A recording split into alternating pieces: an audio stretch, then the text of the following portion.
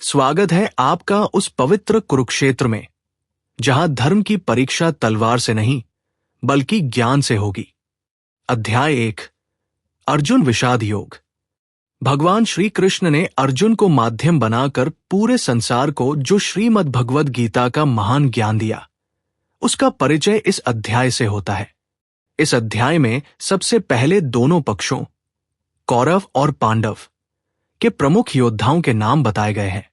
फिर बताया गया है कि जब अर्जुन ने अपने रिश्तेदारों, गुरुओं और दोस्तों को युद्ध के मैदान में देखा तो उसे बहुत दुख और उलझन होने लगी। उसके मन में मोह और करुणा का भाव आ गया। वो सोचने लगा कि अपनों को मारकर वो कैसी जीत पाएगा। इसी मानसिक दुख को विषाद कहते हैं। इसीलिए इस अध्याय का नाम है अर्जुन विषाद योग, यानी अर्जुन की चिंता और उसका आत्मिक संघर्ष। धृतराष्ट्र उवाच धर्मक्षेत्रे कुरुक्षेत्रे संवेता युयुत्सव माम कहा पांडवाश्चैव किम कुर्वत संजय।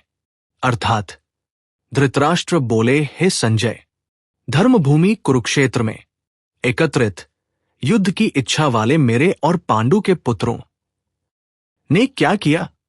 धृतराष्ट्र के पूछने पर संजय कहते हैं, संजय उवाच दृष्ट्वा तु पांडवानिक व्यूढ़ दुर्योधनस्तदा आचार्यमुपसंगम्य राजा वचनमब्रवीत। अर्थात संजय बोले, उस समय राजा दुर्योधन ने व्यू रचनायुक्त पांडवों की सेना को देखकर और द्रोणाचार्य के पास जाकर ये वचन कहा। द्रोणाचार्य के पास जाकर दुर्योधन ने जो कुछ कहा अब उसे बतलाते हैं। पश्यता पांडुपुत्राणाम आचार्य महती चमू व्यूढ़ा द्रुपद पुत्रेण तव शिष्यन धीमता।